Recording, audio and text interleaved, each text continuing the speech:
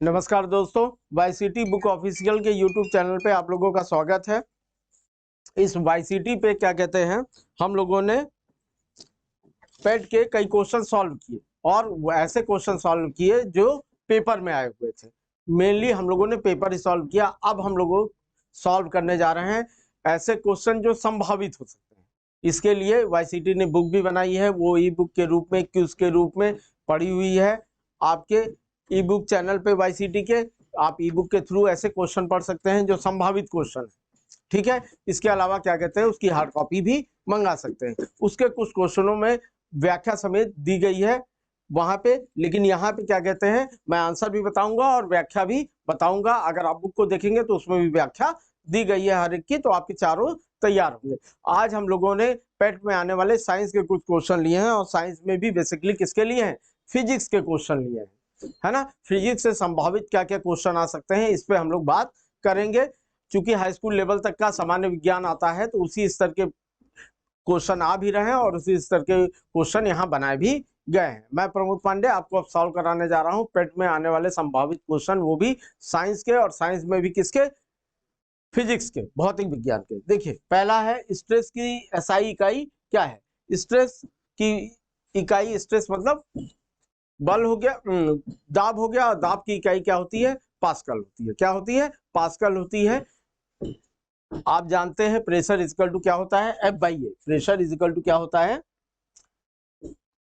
F by ए, और इसकी इकाई क्या होती है, पास्कल। क्या होती है, पास्कल। स्ट्रेस की इकाई क्या होती है, पास्कल। आते हैं नेक्स्ट क्वेश्चन पे।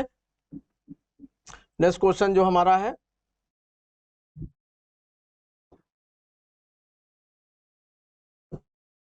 नेक्स्ट क्वेश्चन, आयतन की एसआई इकाई क्या है। आयतन L into L into L. किसी भी चीज का आयतन क्या होता है, एल इंटू एल, लंबाई मल्टीप्लाई लंबाई, लंबी मल्टीप्लाई लंबाई। तो लंबाई का मात्रक क्या होता है, मीटर होता है या सेंटीमीटर होता है, तो मीटर क्यूब, घन मीटर। इसका सही आंसर क्या हो जाएगा, घन मीटर। सही आंसर क्या हो जाएगा, घन मीटर। इसका सही आंसर घन मीटर हो जाएगा। बहुत आसान आसान क्वेश्चन है। अगले क्वेश्चन पे आते हैं। ऊर्जा की इकाई एसआई, ऊर्जा की जो एसआई यूनिट होती है वो हमेशा जूल होती है। न्यूटन बल की है, किलोवाट क्या कहते हैं, सामर्थ्य की है, और हॉर्स पावर भी सामर्थ्य की है। तो यहाँ सही आंसर क्या हो जाएगा, जूल हो जाएगा। नेक्स्ट क्वेश्चन है, इसी तरह के संभावित क्वेश्चन आपके एग्जाम में आएंगे। नेक्स्ट क्वेश्चन है, समय की एसआई इकाई क्या होती है। समय की एसआई यूनिट सेकंड होती है, ठीक है। सीजीएस में भी, एफपीएस में भी, फुट पाउंड सेकंड हो या सेंटीमीटर ग्राम सेकंड हो या एसआई यूनिट हो या एमकेएस यूनिट हो, समय की इकाई हमेशा क्या रहती है, सेकंड ही रहती है। इस बात को आप हमेशा याद रखिए। सबकी बदलती रहती है लेकिन समय की इकाई हमेशा सेकंड होती है। निम्न में से कौन अदिश राशि है। ऐसी राशियां जिसमें उसके क्या कहते हैं, मात्रा बताने के साथ साथ उसकी दिशा भी बताई जाए, वैसी सदिश राशियां होती हैं। अदिश राशियां जिसमें केवल मात्रा बताई जाए, दिशा ना बताई जाए, वो अदिश राशियां होती हैं। वेग में, बल में और त्वरण में हमेशा दिशाएं भी मात्रा के साथ बताई जाती हैं, जबकि कार्य में केवल मात्रा बताई जाती है, दिशा नहीं बताई जाती। तो अदिश राशि हमारा क्या है, कार्य। बहुत आसान सा क्वेश्चन है, ये जाने रहिए। सदिश राशि और अदिश राशि, स्केलर और वेक्टर, बहुत आसान है। सदिश का मतलब जहां दिशा के साथ मात्रा भी हो, अदिश का मतलब जहां दिशा के साथ मात्रा ना हो। चुंबकीय प्रेरणा एसआई यूनिट का मात्रक जो होता है वो हमेशा क्या होता है, चुंबकीय प्रेरण का, टेस्ला। क्या होता है, टेस्ला। ये सब। नेक्स्ट क्वेश्चन हमारा है, किसी संगीत यंत्र की ध्वनि तीव्रता मापी जाती है। जो संगीत बजते हैं उनकी ध्वनि तीव्रता हमेशा, या ध्वनि की जो नाप की इकाई होती है वो हमेशा क्या होती है, डेसिबल। क्या होती है, डेसिबल। इसी तरह शोर की इकाई में कितने डेसिबल होना चाहिए, हालांकि होती डेसिबल है, जो सेंटीमीटर में होती है, ये ध्यान रखिएगा, डेसिबल होती है। हमेशा ध्वनि की इकाई क्या नापते हैं, डेसिबल से नापते हैं। अब इसमें थोड़ा सा समझ लीजिए, किसी ध्वनि की तीव्रता डेसिबल में मापी जाती है। चालकता का मात्रक महो था, स्वप्रेरण का मात्रक हेनरी होता है, प्रदीपन का मात्रक लक्स होता है। क्या होता है, ऐसा यूनिट लक्स होता है। अगला क्वेश्चन हमारा, आवृत्ति। आवृत्ति का मतलब आपकी फ्रीक्वेंसी हो गई, फ्रीक्वेंसी आवृत्ति, आवृत्ति की मापने की इकाई जो होती है हमेशा हर्ट्ज होती है। क्या होती है? हर्ट्ज होती है।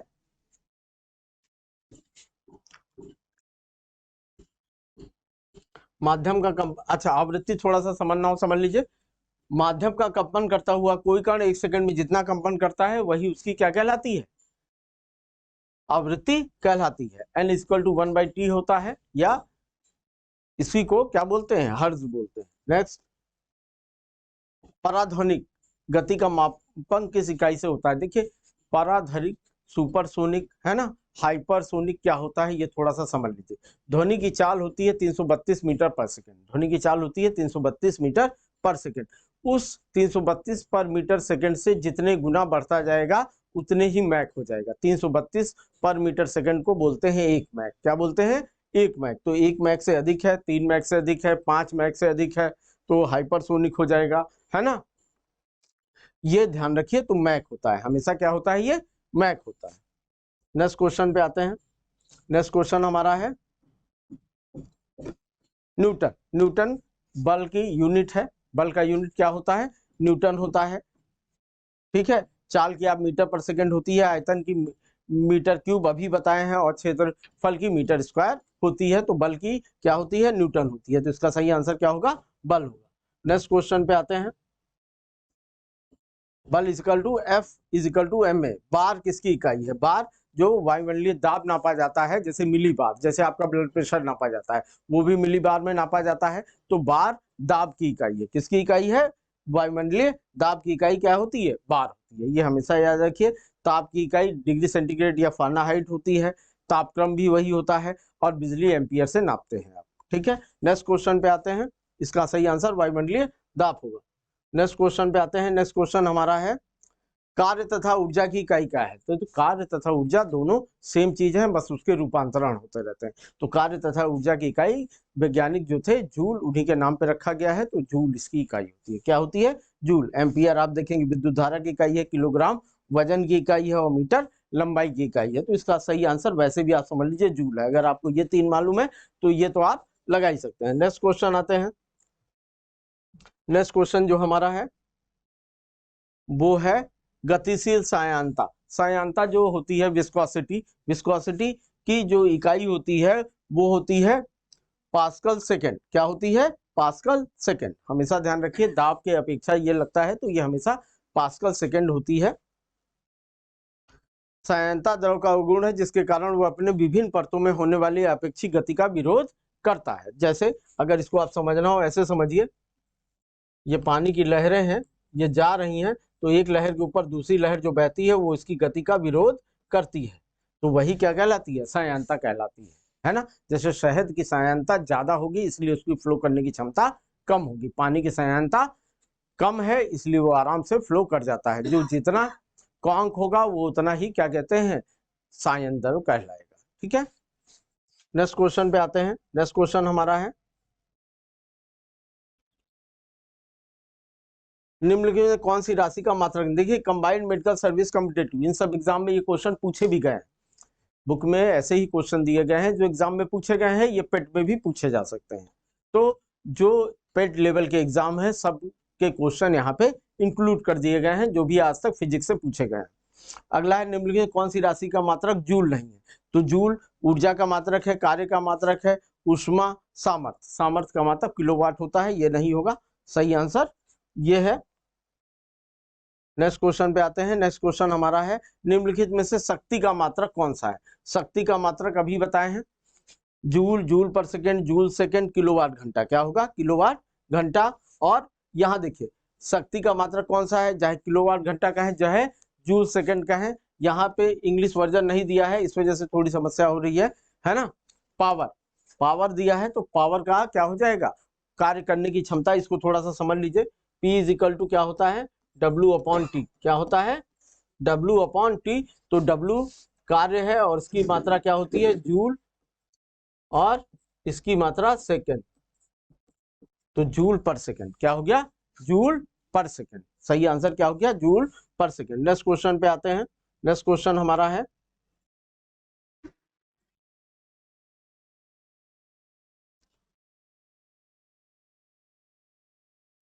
पास्कल इकाई किसकी है? पास्कल दाब की इकाई है, वर्षा की है, तापमान की है, आर्द्रता की। तो पास्कल अभी बताया मैंने, दाब की इकाई है।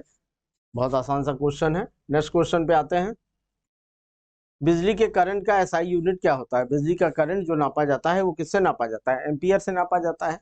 नॉर्मल सा है। नेक्स्ट क्वेश्चन आते हैं। दबाव का एसआई यूनिट क्या है? दबाव, फिर वही प्रेशर की बात कर रहे हैं। एसआई यूनिट क्या होगा? पास्कल। क्या होगा? पास्कल। क्योंकि मीटर किसका हो गया? दूरी का हो गया। केल्विन तापमान का हो गया। पास्कल दाब का हो गया। और न्यूटन बल का हो गया। तो सही आंसर क्या है इसका? पास्कल। नेक्स्ट क्वेश्चन जो है वो माप इकाइयों की सीजीएस। सीजीएस का मतलब होता है सेंटीमीटर ग्राम सेकंड। क्या होता है? Centimetre gram second. तो सेंटीमीटर ग्राम सेकंड देखिए कहाँ दे रखा है? यहाँ दे रखा है। ये है।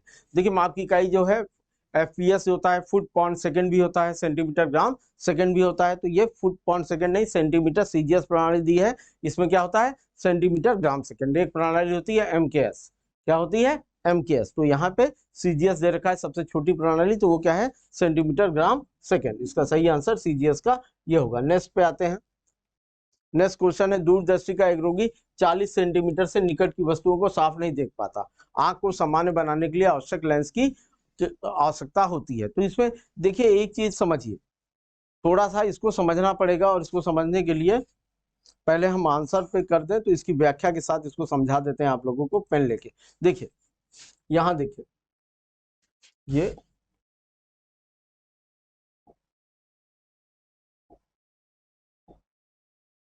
यहां देखिए, अब इतने से आपको समझ में आ जाएगा।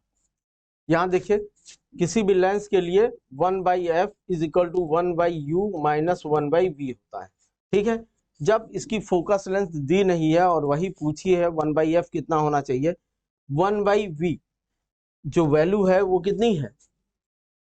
1/25।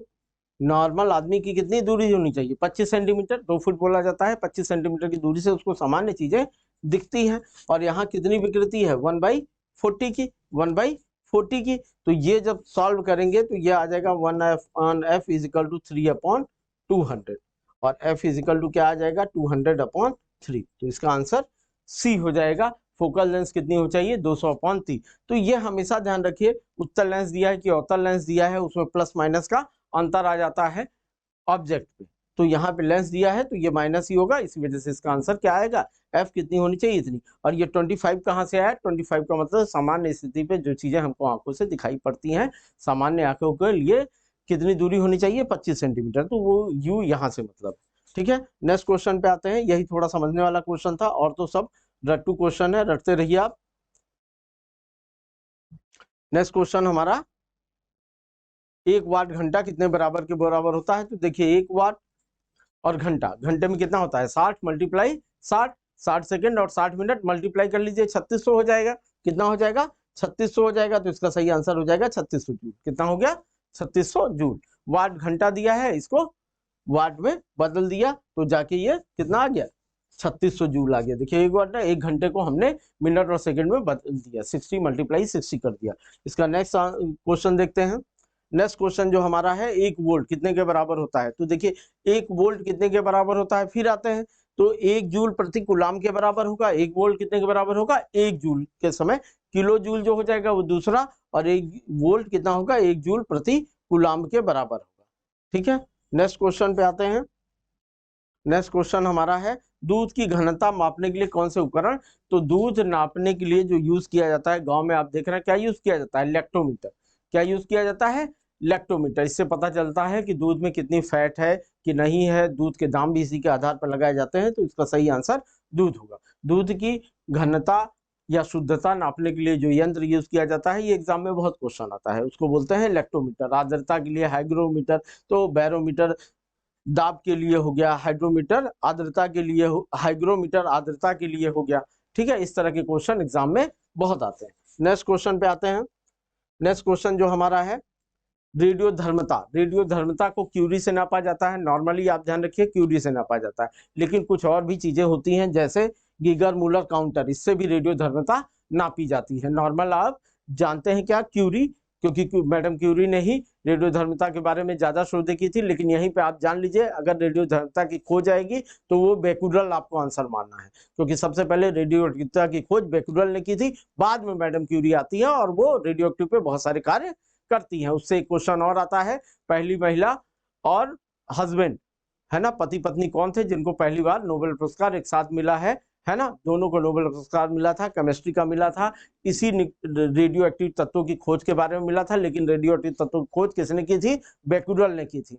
और इकाई क्यूरी मैडम क्यूरी के नाम पे ही है, लेकिन गीगर मूलर काउंटर से भी रेडियोधर्मिता नापी जाती है। ठीक है, नेक्स्ट क्वेश्चन पे आते हैं। नेक्स्ट क्वेश्चन हमारा है, आसान सा, आर्द्रता किससे नापी जाती है? अभी मैंने बताया हाइग्रोमीटर से आर्द्रता नापी जाती है। तो हाइड्रोमीटर है, बैरोमीटर है, हाइग्रोमीटर। बैरोमीटर से दाब हो गया, तो ये हाइग्रोमीटर होगा सही आंसर। हाइड्रोमीटर उपकरण दबाव की अपेक्षित घनत्व जो होता है वो हाइड्रोमीटर से नापा जाता है। थर्मामीटर आप जानते हैं टेम्परेचर नापता है। बहुत आसान सा है। नेक्स्ट क्वेश्चन पे आते हैं। नेक्स्ट क्वेश्चन है, सागर की गहराई को मापने के लिए हमेशा सागर से संबंधित रिलेटेड है तो फैदोमीटर, याद रखिए क्या होता है? फैदोमीटर। तो देखिए फैदोमीटर कहीं आंसर दे रखा होगा, ये दिया है फैदोमीटर। ठीक है, ये है। यूडियोमीटर, बैरोमीटर, पेरिस्कोप दूर की चीज देखने के लिए है, ये तो कोई मतलब ही नहीं है। बैरोमीटर मैंने दाब के लिए बता ही दिया। यूडियोमीटर नॉर्मल क्या होती है? दूरी नापने का यंत्र है। तो फैदोमीटर इसका सही आंसर होगा। गैस की मात्रा नापी जाती है किससे? यूडियोमीटर से। अगला है, टर्मिनल डॉपलर वेदर रडार किस लिए प्रयुक्त होता है? ये टर्मिनल डॉपलर वेदर रडार जो है खराब मौसम में यूज होता है। तो खराब मौसम में हवाई जहाज को उतारने के लिए इस रडार का यूज किया जाता है, टर्मिनल डॉपलर वेदर रडार। देखिए टर्मिनल से, क्योंकि हवाई जहाज जहां उतरते हैं उसको क्या बोलते हैं? टर्मिनल बोलते हैं। तो टर्मिनल पे खराब मौसम में हवाई जहाजों को उतारने के लिए यूज किया जाता है terminal Doppler weather radar. Next question पे आते हैं। नेक्स्ट क्वेश्चन जो हमारा है, निम्नलिखित किस यंत्र का उपयोग अवशोषित या विकसित ऊष्मा को मापने के लिए किया जाता है? ऊष्मा को नापने के लिए कैलोरीमीटर का यूज किया जाता है। कैलोरी ऊर्जा की मात्रा होती है, तो कैलोरीमीटर नापने के ऊर्जा की मात्रा को नापने के लिए, अवशोषित या उत्सर्जित ऊष्मा को नापने के लिए कैलोरीमीटर यूज किया जाता है। बहुत आसान सा क्वेश्चन है। ठीक है, नेक्स्ट क्वेश्चन पे आते हैं। नेक्स्ट क्वेश्चन है, निम्नलिखित कौन सी भौतिक राशि अन्य से भिन्न है? देखिए भौतिक राशियां दी है, कार्य दिया है, गतिज ऊर्जा दिया है, बल दिया है और स्थितिज ऊर्जा दिया है। कार्य ऊर्जा और ऊर्जा सारी ऊर्जा है, सबका मात्रक जूल है। बल यहाँ है अलग, जिसका F=m में होता है, इसका मात्रक न्यूटन है, तो यही अलग होगा। बहुत आसान सा क्वेश्चन है। नेक्स्ट क्वेश्चन पे आते हैं। थोड़ा सा क्वेश्चन पढ़िए, ढंग से पढ़िए, चीजों को समझिए। जैसे ये क्वेश्चन है, इसमें समझने वाली चीज है, ढालू सड़क पर पत्थर लुढ़काना ऊर्ध्व ऊपर की तरह, मतलब पत्थर को या तो लुढ़का दीजिए किसी स्लोप पे या उठा के ले जाइए। तो उठा के ले जाने में ज्यादा ऊर्जा लगेगी और लुढ़काने में कम ऊर्जा लगेगी। नॉर्मल सी बात है, क्योंकि घर्षण बल कम हो जाता है। तो पत्थर को लुढ़काने में किया गया कार्य उसे उठाने की अपेक्षा कम होता है। यही सही आंसर होगा, जो अभी मैंने बताया वही होगा। उसके बाद, वह कौन सी भौतिक मात्रा है जिसका आयाम ml² t-2 होता है? देखिए ml² मीटर हो गया, m द्रव्यमान हो गया किलोग्राम, l² मीटर स्क्वायर हो गया तो किलोग्राम मीटर स्क्वायर। तो ये कार्य हो गया, संवेग हो गया, दबाव हो गया और बल हो गया। तो बल का जो होता है सबका अलग अलग निकाल लीजिए तो और समझ में आ जाएगा। अब इसको मैं आपको निकाल ही देता हूं सबका। जैसे ऊर्जा है, जैसे ऊर्जा है, किया गया कार्य ऊर्जा है, तो ऊर्जा W है इक्वल टू F/d। क्या है? F/d। F का क्या होता है? m mass into acceleration into क्या कहते हैं? डिस्टेंस। मास का m हो गया, एक्सीलरेशन का क्या होता है? मीटर पर सेकेंड स्क्वायर। क्या होता है? मीटर पर सेकेंड स्क्वायर। तो इसका हो गया मीटर पर सेकेंड स्क्वायर, तो मीटर L हो गया, t² ये हो गया, और d भी क्या है? डिस्टेंस है, ml²। तो इसका आ गया ml² और t² या t-2², क्योंकि t नीचे है तो ऊपर ले आए। तो यहाँ पे क्या दिया है इसको देखना पड़ेगा हमको, सेलेक्ट करके ml² t-2 ये दिया है, ml² t-2। तो ये किया गया कार्य, क्या होगा? किया गया कार्य का मात्रक होगा। अगर इसमें संवेग का निकालें, पास्कल का निकालें, दबाव का और बल का निकालें तो अलग अलग निकलेगा, तो सही यूनिट इसकी कार्य ही होगी। नेक्स्ट पे आते हैं। नेक्स्ट क्वेश्चन हमारा जो है, ये माचिस की डिब्बी की सतह पर जब माचिस की तीली टकराती है तो ऊर्जा का कौन सा रूप एक चमकीली लौ में प्रज्वलित होता है? तो कौन सी ऊर्जा? मसाई फास्फोरस रहता है, रासायनिक ऊर्जा। नॉर्मल सी बात है, क्या होती है? रासायनिक ऊर्जा। बहुत आसान सा क्वेश्चन है। घर्षण के कारण रासायनिक ऊर्जा पैदा होती है और उसके कारण जल। नदी का बहता हुआ जल किस प्रकार की ऊर्जा संवहन करता है? नदी का बहता हुआ जल हमेशा, देखिए, रुकी हुई ऊर्जा स्थितिज ऊर्जा प्रति करती है, स्टैटिक एनर्जी, और गतिमान चीजें हमेशा काइनेटिक ऊर्जा पैदा करती है, गतिज ऊर्जा। तो इसका सही आंसर क्या होगा? गतिज ऊर्जा। इसका सही आंसर, क्योंकि बहता हुआ जल है, गतिज ऊर्जा। तो ये जो हम लोग क्वेश्चन सॉल्व कर रहे हैं, यही इसी तरह के क्वेश्चन आपके एग्जाम में आएंगे, है ना। ये प्रीवियस ईयर में कुछ देखिए, कंबाइंड मेडिकल सर्विस कॉम्पिटेटिव में ये क्वेश्चन आया हुआ इसी तरह के। ये यूपीएसएससी पेट क्यूज को हम लोग सॉल्व कर रहे हैं। आने वाले संभावित क्वेश्चन यहीं से ही आएंगे ही, और आप इन्हीं को कायदे से पढ़िए, चारों ऑप्शनों को। और इसकी व्याख्या बुक में बहुत कायदे से दी है। जब आप ई बुक से क्वेश्चन सॉल्व करेंगे या मार्केट से इस बुक को मंगा सकते हैं तब सॉल्व करेंगे, तो उसकी व्याख्या बहुत ढंग से दी है। एक मैंने समझा दिया है नॉर्मल, और वहां व्याख्या भी दी है, तो आपको आराम से चीजें समझ में आ जाएंगी। साइंस में कोई समस्या आपको आने वाली नहीं है। अभी आप देखेंगे इसके और भी टॉपिक जो पढ़ाए जाएंगे, उसमें भी आपको कोई समस्या नहीं आएगी। सबकी व्याख्या बहुत अच्छे ढंग से किताब में लिखी हुई है, ठीक है। इससे बढ़िया पहला काम आप कर दीजिए कि इस चैनल को ज्यादा से ज्यादा सब्सक्राइब कर दीजिए, ज्यादा से ज्यादा शेयर कर दीजिए, कि और लोग जो पेट की तैयारी कर रहे हैं हमारे भाई लोग, उनको भी मदद मिल सके। नेक्स्ट क्वेश्चन पे आते हैं। नेक्स्ट क्वेश्चन है, गतिशील बस में अचानक ब्रेक लगने से सवारी आगे की ओर झुक जाती है। ये हमेशा इनर्शिया का रूल होता है। किसका? इनर्शिया का। और इनर्शिया जड़त्व का नियम होता है, और जड़त्व का नियम हमेशा न्यूटन के फर्स्ट लॉ में होता है। किसमें होता है?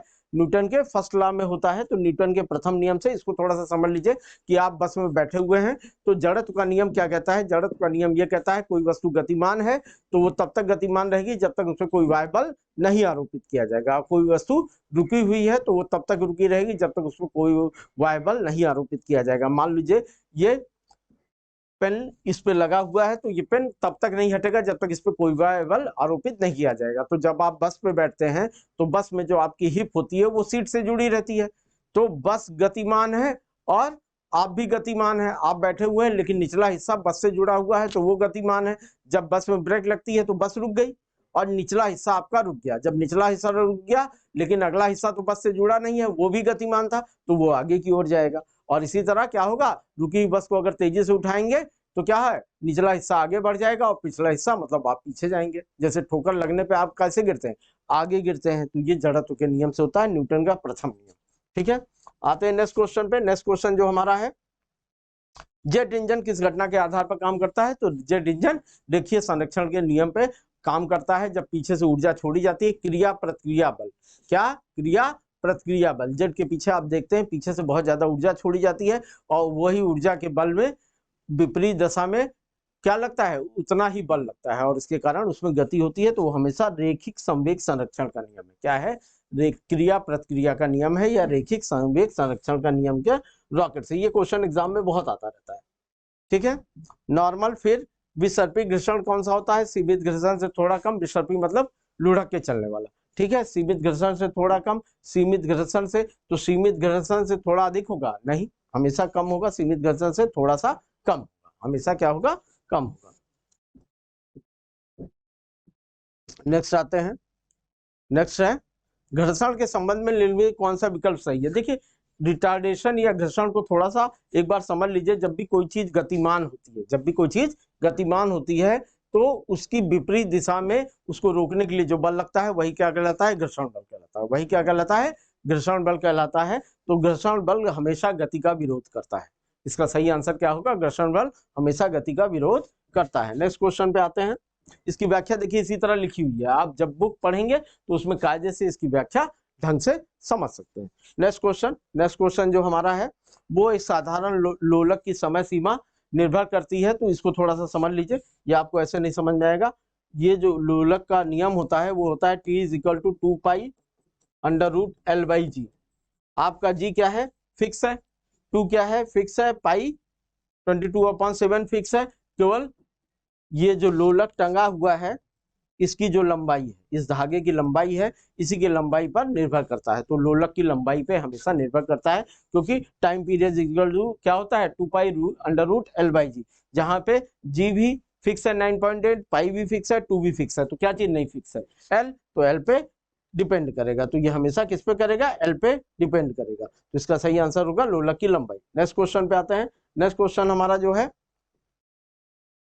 वो है गति जो कुछ समय के बाद खुद को दोहराती है, ऐसी गति क्या कहलाती है, पैराबोलिक मोशन। जैसे लोलक है, घड़ी की सुई है, एक ही बार, जैसे हमारी पृथ्वी है, जैसे सूर्य है, एक निश्चित दिशा में पृथ्वी गति करती है, बार बार अपनी गति को एक परिधि पे दोबारा उपग्रह जो होते हैं, ये सब जो होते हैं, ये सब पीरियोडिक मोशन करते हैं। क्या कहलाते हैं, पीरियोडिक मोशन या आवधिक गति कहलाते हैं। नेक्स्ट क्वेश्चन पे आते हैं। नेक्स्ट क्वेश्चन जो हमारा है, स्थिर गति से दौड़ रही एक रेलगाड़ी में, एक निश्चित गति से दौड़ रही रेलगाड़ी है, उसमें आप कुल्हड़ निकालिए, खिड़की से कुल्हड़ निकालिए और कुल्हड़ को ऊपर उछाल दिए। कुछ देर बाद देखेंगे कुल्हड़ आपके हाथ में ही आ जाएगा। जबकि ट्रेन आगे बढ़ चुकी है, तो यहाँ बताने का प्रयास जो हो रहा है कि कोई भी अपनी स्थिति को नहीं बदलना चाहता। तो जब कुल्हड़ को आप फेंकेंगे खिड़की से बाहर या गेंद को खिड़की से बाहर फेंकेंगे, तो वो भी एक समान ट्रेन की गति के हिसाब से आगे गति करेगी और वो आपके हाथ में ही आके रुकेगी। तो स्थिर गति से दौड़ रही एक रेलगाड़ी में बैठा यात्री लंबवत ऊपर की दिशा में गेंद फेंकता है, तो गेंद कहाँ गिरेगी, यात्री के हाथ। ये नेक्स्ट क्वेश्चन बहुत आसान सा क्वेश्चन था। ये क्या है, यदि एक गेंद, अच्छा इसकी व्याख्या है, ये व्याख्या हो गई है, नहीं ये क्वेश्चन है कोई, और ये क्वेश्चन, हाँ, यदि एक गेंद भूमि से h मीटर की ऊंचाई से मुक्त रूप से गिरती है, तो ठीक जमीन में लगने से पहले उसका वेग क्या होगा। गुरुत्वाकर्षण भी दिया हुआ है, इसमें थोड़ा सा इसको निकालना पड़ेगा, और इसको मैं निकाल देता हूं ये पेन यूज करके। एक गेंद भूमि से h मीटर की ऊंचाई से मुक्त रूप से गिरती है, मुक्त रूप से गिरती है मतलब इनिशियल वेलोसिटी क्या है, 0, u इजिकल टू क्या है, 0। फिर क्या है, ऊंचाई कितनी है h, ठीक जमीन पे लगने से पहले उसका वेग निकालना है। u 0 है, v पूछा है, h क्या कहते हैं, यदि एक गेंद भूमि से h मीटर की ऊंचाई पे, h कितना दिया है ये, और g कितना दिया हुआ है 10, g कितना दिया है 10। तो ऐसा फार्मूला लगाते हैं जिसमें क्या हो, u हो, v हो और g हो। तो v is equal to u plus at, एक होता है क्या, v is equal to u plus at, या जब ये ग्रेविटेशन में आता है तो gt होता है, क्या होता है, gt होता है। u की वैल्यू दे रखी है 0, g की वैल्यू दे रखी है कितनी, 10, कितनी दे रखी है, 10 दे रखी है, ठीक है, गुरुत्वाकर्षण दे रखा है। तो यहाँ पे समस्या आ रही है कि हमारे पास टी नहीं है, क्या नहीं है, टी नहीं है, तो ये नहीं लिखेगा। फिर s equal to ut plus half GT² एक होता है, दूसरा नियम, ये भी नहीं लगेगा क्योंकि टी नहीं है। फिर आखिरी होता है v² equal to u² plus 2as, s का मतलब h है, यहाँ v है, u है ना, a है और h भी है। तो यहाँ v निकालना ही हमको, u कितना है, 0 है, 2 a की बात 10 दे रखा है और ये h दे रखा है, तो ये कितना हो गया 20। तो v इज इक्वल टू क्या आ गया, √20h, क्या आ गया, √20h। इसका आंसर देख लेते हैं, इसमें व्याख्या भी दी होगी।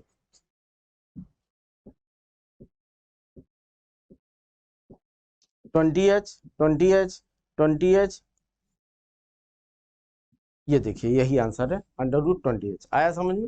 तीनों रख के आप फार्मूले लगा के देख सकते हैं और सही आंसर आपको मिल जाएगा। तो इसकी व्याख्या मैंने इसलिए कर दी कि हो सकता है किसी को ना समझ में आए, हालांकि इसमें दे रखा है, ये देखिए इससे दे रखा है, इससे आप निकालेंगे तो आंसर निकल जाएगा। नेक्स्ट क्वेश्चन पे आते हैं। नेक्स्ट क्वेश्चन जो हमारा है वो है किस पे, जी का मान न्यूनतम होता है। तो जी का मान हमेशा इक्वेटर पे न्यूनतम होता है, पोलों पे सबसे ज्यादा होता है, इसको रट लीजिए या याद कर लीजिए।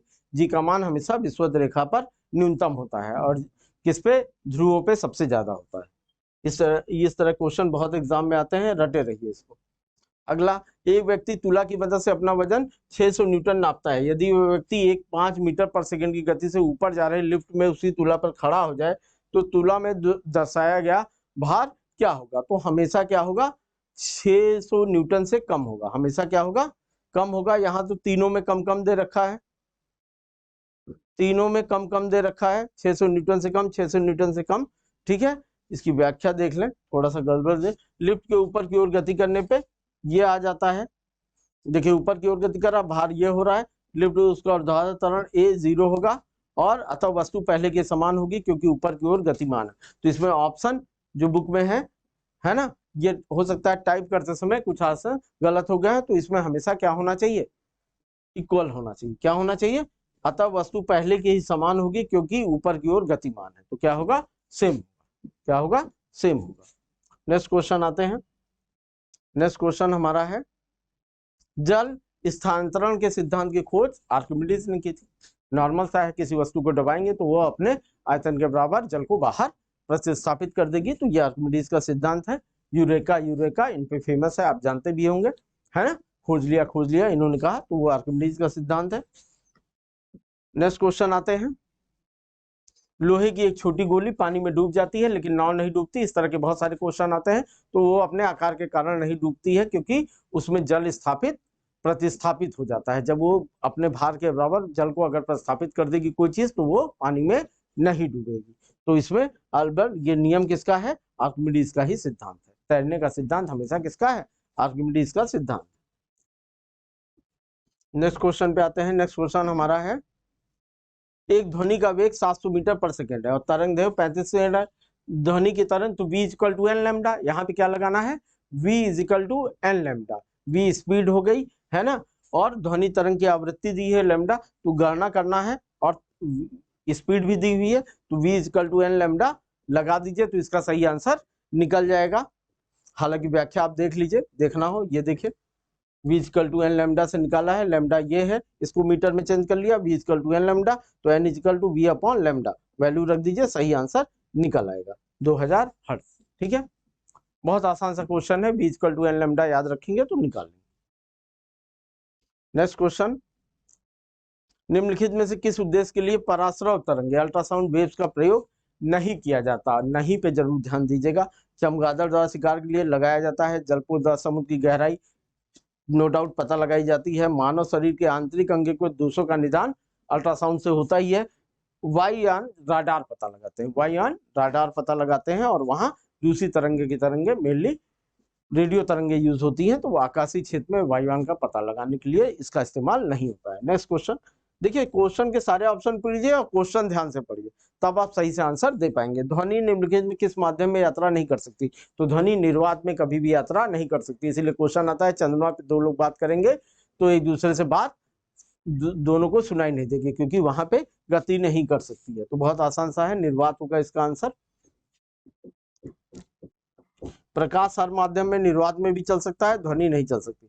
निम्नलिखित प्रकार के किस विद्युत चुंबकीय विकिरण में सबसे लंबी तरंग दैर्घ्य होती है, तो सबसे लंबी तरंग दैर्घ्य जो होती है वो सब जगह अलग अलग होती जाती है, लेकिन सबसे लंबी यहाँ रेडियो तरंगे अगर बात करें, शुरू की तरंगे हैं, जितनी ही तरंग दैर्घ्य बढ़ती जाती है तरंग दैर्घ्य छोटी होती जाती है, तो यहाँ रेडियो तरंगे होगी। सही आंसर क्या है, रेडियो तरंगे। पराबैंगनी, गामा, औरक, इसकी व्याख्या दी होगी और सब लिखा भी हुआ होगा, कितनी कितनी इनके परिसर या तरंग दैर्घ्य होती है, तो इससे आप बुक में से आराम से इसकी व्याख्या पढ़ सकते हैं और सबकी याद कर सकते हैं कितनी कितनी तरंग दैर्घ्य होती है। नेक्स्ट क्वेश्चन पे आते हैं। नेक्स्ट क्वेश्चन हमारा है, निम्नलिखित में से कौन सा पदार्थ एक ध्वनि पदार्थ, तो ये धातु होते हैं। हमेशा क्या कहते हैं, साउंड उत्पन्न करने की क्षमता किसमें होती है, धातुओं में। टन टन की आवाज आती है, तो लकड़ी, पानी, रबर, लोहा, क्या हो गया, धातु है, लोहा एक मेटल है, मेटल की ये खासियत होती है। एकदम आसान सा क्वेश्चन आया है। देखिए हाई स्कूल लेवल का साइंस आना है तो इसी तरह के क्वेश्चन आना है। ये थोड़े बहुत जो दूरी लंबाई वाले और फोकस लेंस वाले क्वेश्चन आते हैं न्यूमेरिकल, वो कभी कभी आते हैं, नॉर्मल इसी तरह के क्वेश्चन आते हैं। समान प्रावस्था में कंपायन माध्यम के किन्हीं दो सबसे निकटतम कणों के बीच की दूरी क्या होती है, हमेशा क्या होती है, तरंग दैर्घ्य होती है। इसको थोड़ा सा समझ लीजिए, ये है, ये है, ठीक है, इन दोनों के बीच की दूरी जो हो गई वही क्या कहलाएगी, तरंग दैर्घ्य कहलाएगी, या यहां से यहां तक की बीच की दूरी क्या कहलाएगी, तरंग दैर्घ्य कराएगी। और भी समझना हो तो ऐसा समझ लीजिए, ये एक अगर लोलक है तो ये यहां से यहां गति करेगा, यहां से यहां आएगा, फिर यहां से यहां आ जाएगा, फिर यहां से यहां आ जाएगा, इस दूरी को नाप लीजिए, यही क्या कहलाएगी, तरंग दैर्घ्य कहलाएगी। तो इसका सही आंसर क्या हो जाएगा, तरंग दैर्घ्य हो जाएगा। देखिए नेक्स्ट क्वेश्चन आते हैं। नेक्स्ट क्वेश्चन हमारा किससे रिलेटेड है, तरंग दैर्घ्य सबसे अधिक होती है। देखिए तरंग दैर्घ्य सबसे अधिक बैगनी की होती है, तो विबजोर याद रखिए, तो विबजोर जो सबसे पहला है उसकी तरंग दैर्घ्य कम और सबसे अधिक किसकी होती है, बैगनी की होती है। तो इस हिसाब से जब चीजों को नापेंगे तो यहाँ पे विबजोर में बैगनी दिया नहीं है तो क्या आएगा, नारंगी आएगा, विबजोर आर। तो ये बहुत आसान सा है, एकदम आसान से पहला और सबसे कम सबसे ज्यादा याद रखिए, बीच के कलर का उसी क्रम में याद रखिए। नेक्स्ट क्वेश्चन पे आते हैं। नेक्स्ट क्वेश्चन हमारा है रेडियो तरंग का वेग कितना होता है। तो रेडियो तरंग का वेग कितना होता है, नॉर्मल 3 × 10⁸ मीटर पर सेकेंड होता है। कितना, ये रटने वाला क्वेश्चन है। देखिए 3 × 10⁸ मीटर पर सेकेंड होता है, प्रकाश के वेग के बराबर ही होता है। नेक्स्ट क्वेश्चन पे आते हैं। नेक्स्ट क्वेश्चन हमारा जो है क्वेश्चन नंबर 54, एफएम प्रसारण बैंड के लिए हम यूज करते हैं वेरी हाई फ्रीक्वेंसी। क्या यूज करते हैं, वेरी हाई फ्रीक्वेंसी। जो एफएम शहरों में चलते हैं उसके लिए वेरी हाई फ्रीक्वेंसी यूज की जाती है। ये एकदम सही आंसर है इसका। नेक्स्ट आता है, निम्नलिखित किस ध्वनि की गति सबसे तेज होती है। ध्वनि की गति जो सबसे तेज होती है वो हमेशा धातुओं में सॉलिड में होती है। किस में होती है, ठोस में होती है। तो निर्वात में तो ध्वनि गति होती ही नहीं, पानी वायु, तो क्या होंगे, सही आंसर लोहा। लोहा एक सॉलिड है, तो हमेशा ध्यान रखिए ध्वनि गति ठोस में सबसे अधिक होती है। कितनी माप से अधिक ध्वनि को शोर नापा जाता है। तो नॉर्मल 60 डेसिबल से ही शोर में आ जाता है, यहाँ 80 डेसिबल हो जाएगा। क्या हो जाएगा, 80 डेसिबल हो जाएगा, ये नॉइज में माना जाएगा। सही आंसर ये है, ठीक है ना। इससे अधिक की ध्वनि शरीर को नुकसान पहुंचाती है और साउंड पॉल्यूशन में आती है। किसमें आती है, साउंड पॉल्यूशन में आती है। नेक्स्ट क्वेश्चन हमारा है सुपरसोनिक स्पीड मापने की यूनिट क्या होती है। ये अभी मैंने बताया, सुपरसोनिक हाइपरसोनिक क्या होती है, मैक होती है। ध्वनि की स्पीड से जितने गुना ज्यादा होती है वही होती है। तो सही आंसर इसका क्या होगा, मैक। नेक्स्ट क्वेश्चन है हमारा, निम्नलिखित में किस आवृत्ति की ध्वनि मनुष्य द्वारा श्रवण होगी। तो मनुष्य जो आवृत्ति सुनता है उसको देख लीजिए, 20 हर्ट्ज से लेके 20,000 हर्ट्ज तक। कितना, 20,000 हर्ट्ज तक। तो 20 हर्ट्ज से अधिक और 20,000 हर्ट्ज तक, तो ये ज्यादा है, ये आंसर सी होगा। 100 हर्ट्ज इसका आंसर होगा सही। याद रखिए 20 हर्ट्ज से लेके 20,000 हर्ट्ज के बीच में ही मनुष्य को सुनाई देता है, ठीक है। नेक्स्ट क्वेश्चन पे आते हैं। नेक्स्ट क्वेश्चन हमारा जो है वो ध्वनि तरंग की कौन सी विशेषता उसके तारत्व को तय करती है। तो तारत्व का तर हमेशा आवृत्ति करती है। तारत्व मतलब पिच होता है और पिच हमेशा डिपेंड करती है किससे, आवृत्ति पे। किस पे, आवृत्ति पे। इसकी व्याख्या भी इस बुक में लिखी हुई है खूब ढंग से, आप इसको पढ़ सकते हैं, इसको आराम से पढ़ सकते हैं। स्त्री का तारत्व कम क्यों अधिक होता है और शेर का तारत्व कम होता है, मच्छर का तारत्व अधिक होता है और शेर का तारत्व कम होता है। जितनी पतली आवाज उतना अधिक तारत्व, बस सिंपल सा याद रखिए।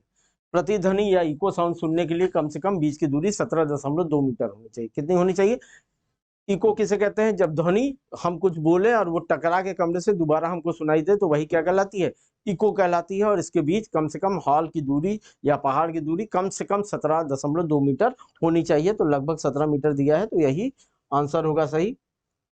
नेक्स्ट क्वेश्चन पे, दो व्यक्तियों के वार्तालाप में आवाज का डेसिबल स्तर कितना होता है। नॉर्मल होता है 20 डेसिबल होना चाहिए, 10 डेसिबल 20 डेसिबल। फुसफुसाहट का 10 डेसिबल, तो नॉर्मल 30 डेसिबल है। फुसफुसाहट का 20 डेसिबल है और बातचीत करने का जो डेसिबल है वो कितना है, 30 डेसिबल है। तो देखिए इसका एक डाटा होता है, आपको याद रखना पड़ेगा। शोर 60 से ऊपर 80 डेसिबल शोर होता है। फुसफुसाहट के लिए 10 डेसिबल और 20 डेसिबल होता है, ठीक है। कान के अंदर जो और नॉर्मल ढंग से बात कर रहे हैं तो वो 30 डेसिबल होता है।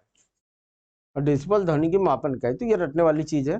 दीवार की एक प्रतिध्वनि सुनने में कितना समय लगता है, अभी मैंने बताया कितनी दूरी होनी चाहिए, 17.2 मीटर। कितना, 17.2 मीटर। देखिए ये सही आंसर है इसका। नेक्स्ट क्वेश्चन आते हैं। नेक्स्ट क्वेश्चन हमारा किससे है, ध्वनि के किस माध्यम में गमन नहीं हो सकता। ध्वनि कभी भी निर्वात में नहीं चल सकती, ये बात मैंने कई बार बता दी है, फिर बता दे रहे हैं। पानी, इस्पात, हवा। इस्पात में सबसे अधिक होगी, है ना, उसके बाद पानी में, फिर हवा में, और निर्वात में एकदम नहीं होगी, निर्वात में एकदम नहीं होगी। नेक्स्ट क्वेश्चन पे आते हैं।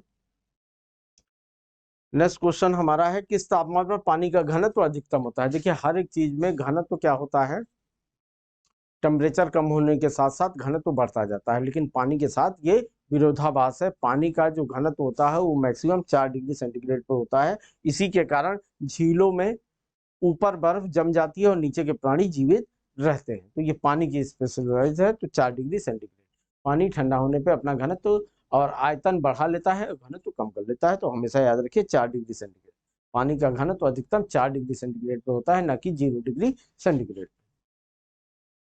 पानी की ये खासियत है। नेक्स्ट, सबसे कम तापमान जिस पर कोई पदार्थ आग पकड़ता है उसका क्या कहलाएगा? प्रज्वलन तापमान। क्या कहलाएगा?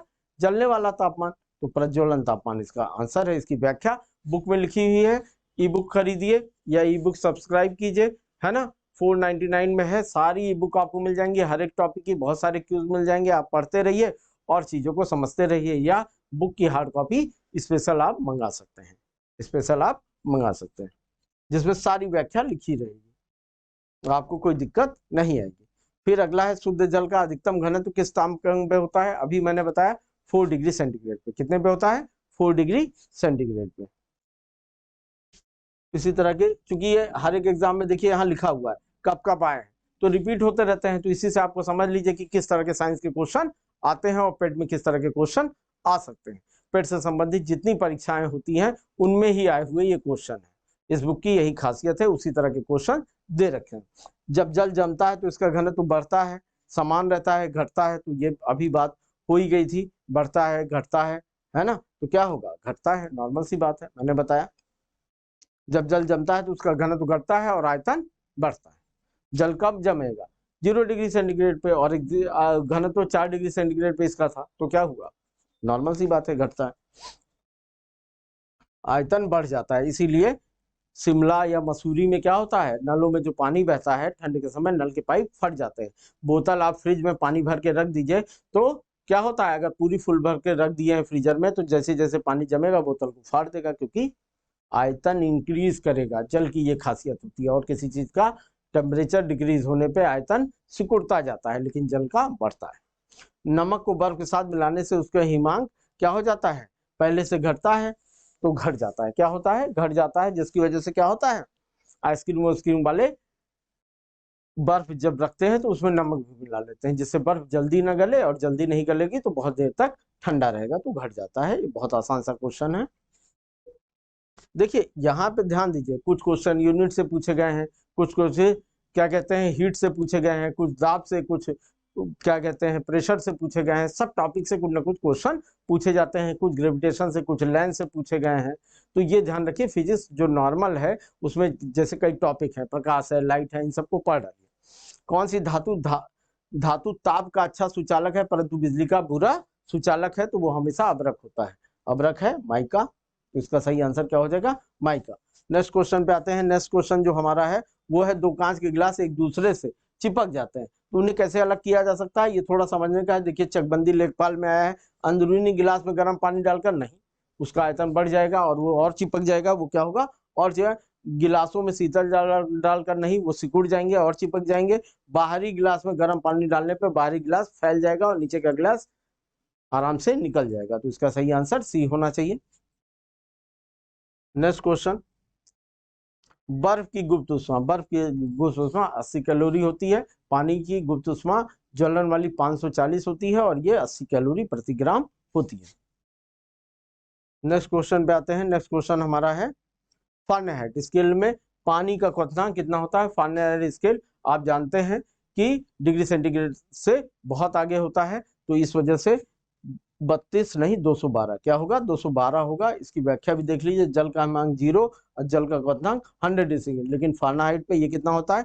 32 और 212। कितना होता है? 32 और 212। केल्विन भी देख लीजिए, 273 और 373। यही फायदा है इस बुक को पढ़ने का, खूब ढंग से व्याख्या दे रखी है, फिर कुछ भी पूछ ले आप एग्जाम में नो डाउट सॉल्व कर लेंगे। नेक्स्ट क्वेश्चन पे आते हैं। नेक्स्ट क्वेश्चन हमारा जो है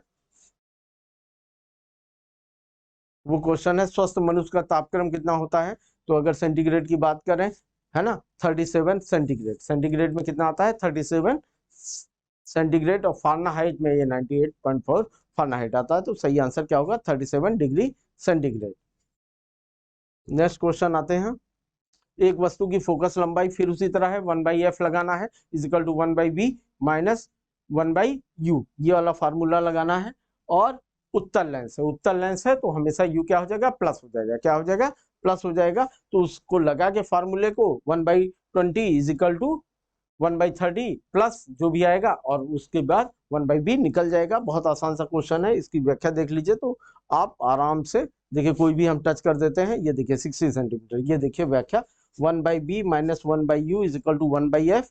तो ये क्या हुआ, सबकी वैल्यू दे रखी है, 1/b निकालना है, 1/f 20 है और 1/u कितना हो जाएगा, प्लस हो जाएगा, 3 माइनस 2 1, तो 1/b इज इक्वल टू 1/60, तो b इज इक्वल टू क्या हो गया, 60 सेंटीमीटर हो गया। बहुत आसान से क्वेश्चन, जब भी लेंस से आए तो ये फार्मूला याद रखिए, 1/f is equal to 1/b minus 1/u।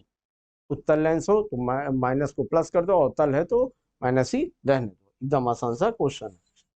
Next question किससे है, निकटदर्शी दोष। तो निकटदर्शी दोष थोड़ा सा समझ लीजिए। निकटदर्शी दोष का मतलब थोड़ा सा यहाँ पे मैं बताना चाहूंगा, ये अगर आंख का अगला हिस्सा है और ये लेंस है, ये पिछला हिस्सा जहाँ कॉर्निया, ये हमारा क्या है, रेटिना है, जिसपे पर्दा या रेटिना जिसपे चित्र बनता है। तो हमारी आंख से ये रोशनी गई और ये अगर पहले मिल गई तो ये क्या कहलाता है, निकटदर्शी दोष। क्या कहलाता है, निकटदर्शी दोष, क्योंकि जब मिलेगी किस पे, रेटिना पे, तभी आपको साफ दिखेगा। और जब ये आंख है, ये लेंस है और ये इसके पीछे बन जाए, ये क्या बन जाए, पीछे बन जाए, यहाँ पे ना मिले, तो ये क्या कहलाता है, दूरदृष्टि दोष। ये क्या कहलाता है, दूरदर्शी दोष। तो इसको फैलाना है तो यहाँ पे ये वाला लेंस लगा देंगे, और इसमें क्या करना है, पास लाना है तो यहाँ पे ये लेंस लगा देंगे। यहाँ उठा हुआ और यहाँ बैठा हुआ, तो इससे क्या हो गया, इसका आंसर क्या हो गया, ये कौन सा है जिसका तल दबा हुआ है, अवतल। इसका आंसर क्या हो जाएगा, अवतल, अवतल। ठीक है। और अगर यही निकटदर्शी दोष की जगह दूरदर्शी दोष दिया होता तो आंसर क्या हो जाता, उत्तल। देखिए, इस तरह के जो क्वेश्चन मैंने बताए हैं, ये फिजिक्स के आज मैंने क्वेश्चन बताए हैं। अब अगले टर्म में जब हम बात करेंगे तो बात करेंगे केमिस्ट्री की क्वेश्चन की, फिर बायो की क्वेश्चन की। तो हमारा सामान्य विज्ञान वाला पेट का जो पोर्शन है, उसमें जो ये 75 करके क्वेश्चन मैं आपको बता रहा हूँ, इतने सारे क्वेश्चन आप एग्जाम में आए हुए कर लेंगे तो आपके साइंस के क्वेश्चन कहीं से गलत नहीं होंगे। मिलते हैं नेक्स्ट क्लास में, तब तक के लिए जय हिंद।